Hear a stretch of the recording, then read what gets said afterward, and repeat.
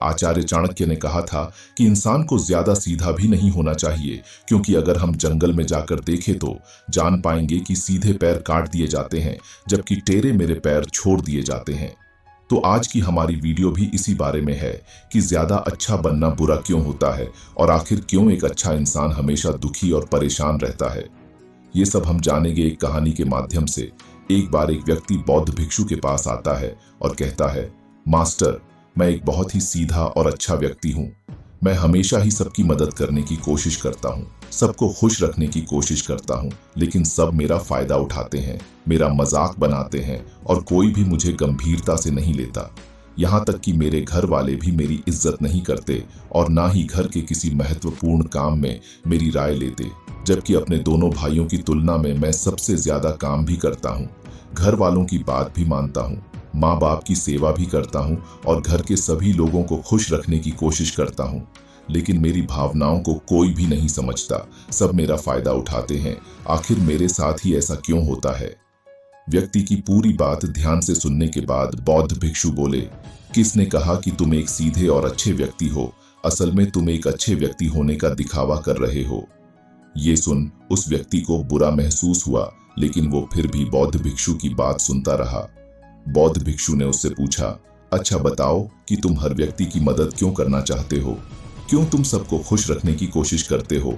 व्यक्ति ने कहा, ताकि सामने वाला मुझे भी खुश रखे, मेरी बात माने, मेरी इज्जत करे, मेरी भावनाओं को समझे और मुझे एक अच्छा इंसान माने।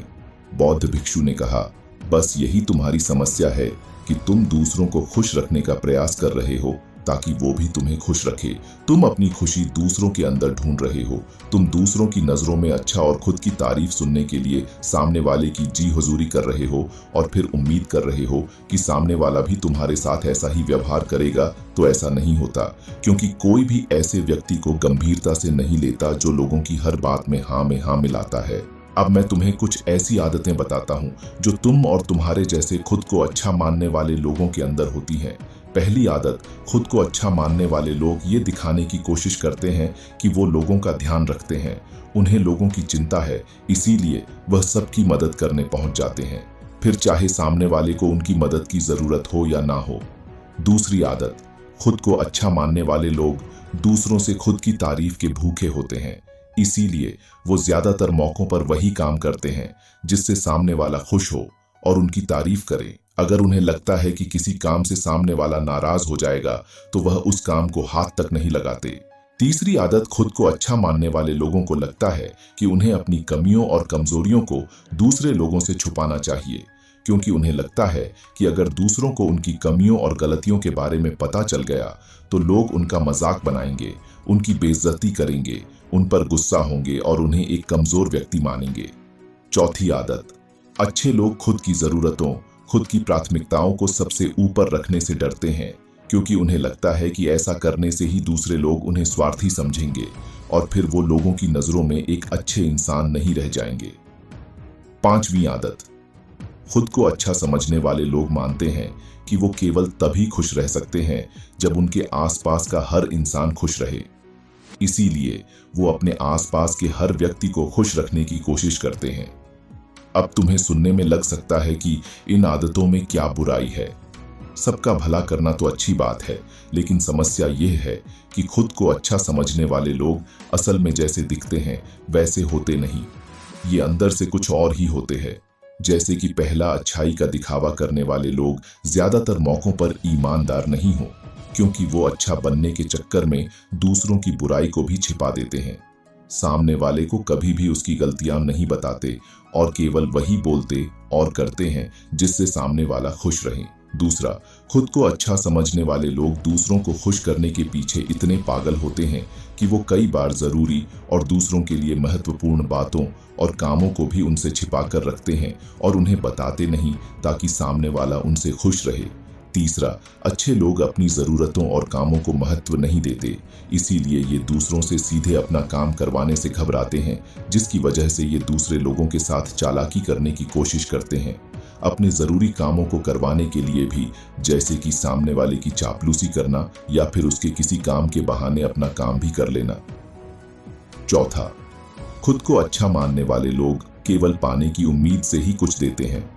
यह इस बात का दिखावा तो करते हैं कि यह लोगों की मदद करना चाहते हैं, लेकिन यह मदद सिर्फ इसीलिए करते हैं ताकि सामने वाला उनकी तारीफ करे, इन्हें अच्छा इंसान समझे और जरूरत पड़ने पर इनकी भी मदद करे। लेकिन अगर इन्हें मदद के बदले मदद नहीं मिलती तो ये गुस्सा हो जाते हैं, सामने वाले से अंदर ही अंदर नफरत करने लगते हैं और उससे बदला लेने का मौका ढूंढने लगते हैं। 5वां, खुद को अच्छा दिखाने वाले लोग दूसरों को ना नहीं बोल पाते, उन्हें मना नहीं कर पाते और दूसरों के काम करने के चक्कर में ये अपने और अपने परिवार के जरूरी कामों को भी पूरा नहीं कर पाते। 6, अच्छे लोगों को लगता है ये सभी उन्हें पसंद करें, सभी इनसे प्यार करें, जिससे दूसरे लोगों को इनका दोस्त बनने या इनके साथ संबंध रखने में दिक्कत होती है, क्योंकि यह हर किसी के सबसे पसंदीदा इंसान बनना चाहते हैं। यह सारी बातें सुनने के बाद उस व्यक्ति ने बौद्ध भिक्षु से कहा, तो आपके कहने का मतलब है कि हम एक अच्छे इंसान न बने बल्कि एक बुरे इंसान बन जाए और लोगों का फायदा उठाए। बौद्ध भिक्षु ने कहा, नहीं, मैं तुम्हें बुरा इंसान बनने के लिए नहीं कह रहा, लेकिन हाँ, तुम्हें बहुत सीधा इंसान भी नहीं बनना। अब मैं तुम्हें बताता हूं कि एक व्यक्ति को कैसा इंसान बनने का प्रयास करना चाहिए। इंसानी स्वभाव और उसकी अच्छाई और बुराई के बारे में अगर सबसे ज्यादा किसी ने बात की है तो वो है अखंड भारत के निर्माता, राजनीति के महापंडित आचार्य चाणक्य, जिन्होंने अपनी किताब चाणक्य नीति में इंसानी स्वभाव और दुनिया भर की तमाम चीजों के बारे में विस्तार से चर्चा की है। वो इतने बड़े ज्ञानी और दूरदृष्टा थे कि आज हजारों साल बाद भी उनके द्वारा कही गई एक एक बात हमारे जीवन में पूरी सटीकता के साथ लागू होती है। बौद्ध भिक्षु ने कहना शुरू किया, तुम्हें एक सीधा या दूसरों की नजरों में अच्छा इंसान बनने की तुलना में एक सुलझा हुआ इंसान बनने का प्रयास करना चाहिए। एक सुलझा हुआ इंसान वो होता है जिसे सबसे अच्छा इंसान बनने का कोई शौक नहीं है। वो जैसा है वैसा ही खुद को पसंद करता है। वो जानता है कि वो एक इंसान है और उसमें बहुत सी कमियां हैं और वह अपनी कमियों को स्वीकार्यता भी है। एक सुलझा हुआ इंसान ये भी अच्छे से जानता है कि उसकी और उसके परिवार की कुछ महत्वपूर्ण जरूरतें हैं जिन्हें उसे ऊपर रखना होगा, वरना उसके साथ साथ उसके परिवार का जीवन भी परेशानियों में पड़ जाएगा। हो सकता है कि उसकी ऐसी सोच की वजह से उसके आसपास के लोग, उसके मित्र या रिश्तेदार उससे नाराज हो जाए, लेकिन वो इसे भी स्वीकारता है। यहाँ पर बात स्वार्थी होने की नहीं बल्कि जीवन की सच्चाई को स्वीकारने की है, क्योंकि तुम बुद्ध नहीं हो गए हो कि तुम्हारी कोई इच्छा ही नहीं है, किसी से कोई उम्मीद नहीं है या कोई जरूरतें शेष नहीं रही। तुम एक साधारण इंसान हो और एक साधारण इंसान की सोच के साथ अगर तुम सबको खुश रखने का प्रयास करोगे तो तुम हमेशा दुखी रहोगे, क्योंकि तुम्हारी भी सामने वाले से उम्मीदें बढ़ेगी और जब वो उम्मीदें पूरी नहीं होंगी तो तुम दुखी हो जाओगे। इसीलिए जो इंसान ये कहता है कि मैं सबकी मदद करूंगा, सबको खुश रखूंगा और मुझे बदले में किसी से कुछ भी नहीं चाहिए, यहाँ तक कि अपनी तारीफ भी नहीं, तो पहले उस इंसान को बुद्धत्व प्राप्त कर लेना चाहिए, क्योंकि एक आत्मज्ञान को प्राप्त व्यक्ति ही किसी से कोई उम्मीद नहीं रखता, पर क्योंकि आत्मज्ञान को प्राप्त करना सबके बस की बात नहीं है। इसीलिए तुम्हें इस जीवन के सत्य को स्वीकारना होगा और खुद को शोषण का शिकार, वह दुखी होने से बचाने के लिए एक सीधा इंसान बनने की बजाय एक सुलझा हुआ इंसान बनने का प्रयास करना होगा।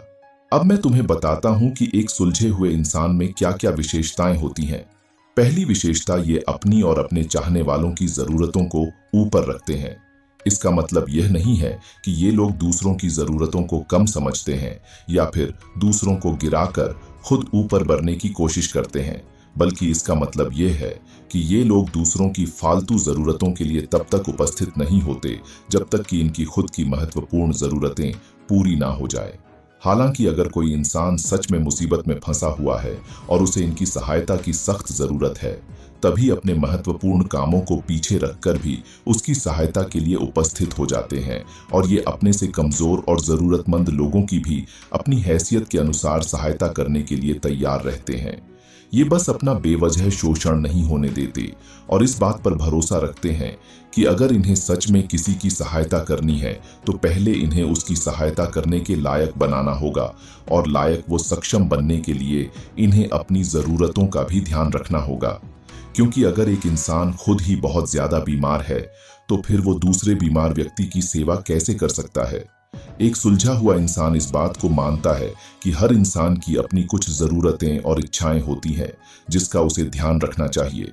लेकिन खुद को अच्छा दिखाने वाला इंसान हमेशा यह दिखाने की कोशिश करता है कि उसकी अपनी कोई ज़रूरतें या इच्छाएं नहीं है, इसीलिए वो हमेशा दुखी रहता है।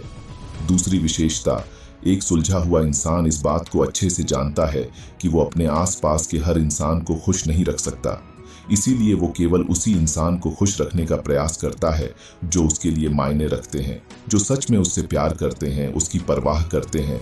लेकिन अगर उसकी बहुत कोशिश करने के बाद भी सामने वाला उससे दूरी बनाने का प्रयास करता है, उससे खुश नहीं रहता या फिर उसके साथ सहज महसूस नहीं करता, तो फिर एक सुलझा हुआ इंसान ऐसे व्यक्ति से दूरी बनाने से भी पीछे नहीं हटता। फिर चाहे वो उसका कोई परिवारजन, सगा संबंधी या फिर मित्र क्यों ना हो, क्योंकि वो किसी की जबरदस्ती नहीं कर सकता। सिर्फ उसे खुश रखने या सामने वाले की नजरों में अच्छा इंसान बनने के लिए। इस तरह वो खुद को बेवजह दुखी होने से बचा लेता है, लेकिन जो अच्छा होने का दिखावा करते हैं वो सबको खुश करने के चक्कर में अपने जीवन के सबसे महत्वपूर्ण इंसान को ही दुखी कर बैठते हैं, जो कि वो खुद हैं। तीसरी विशेषता, एक सुलझा हुआ इंसान वैसा जीवन जीने का प्रयास करता है जैसा वो जीना चाहता है। वो सिर्फ किसी दूसरे को खुश करने के लिए अपने जीने का तरीका नहीं बदलता। इसका मतलब यह नहीं है कि उनके जीने का तरीका ऐसा है जिससे लोगों को समस्या हो, वो बस दूसरे क्या कहेंगे इस चक्कर में अपना मन मार कर नहीं रहता और खुलकर पूरे जोश और उत्साह के साथ अपना जीवन जीता है। उसे अपनी पसंद नापसंद पता होती है, इसीलिए वो वही करता है जिसमें उसे खुशी मिलती है। उसे अच्छे से पता होता है कि वो कौन है, उसे अपने आप पे भरोसा होता है, इसीलिए उसे किसी इंसान की छोटी चापलूसी करके खुद को अच्छा दिखाने या खुद की तारीफ सुनने की जरूरत नहीं होती।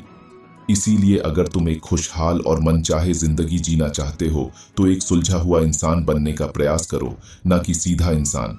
इतना कहकर बौद्ध भिक्षु मौन हो गए। व्यक्ति को भी अब समझ आ चुका था कि उसे एक सुलझा हुआ इंसान बनना है, ना कि सीधा। उसने इतनी अमूल्य जानकारी के लिए बौद्ध भिक्षु का धन्यवाद किया और वहां से चला गया। दोस्तों, उम्मीद करता हूं कि आपको इस कहानी से बहुत कुछ सीखने को मिला होगा। अगर आपको वीडियो अच्छी लगी हो तो अपने दोस्तों के साथ भी शेयर कीजिए। फिर मिलेंगे एक नई वीडियो के साथ। तब तक अपना ख्याल रखिए। धन्यवाद।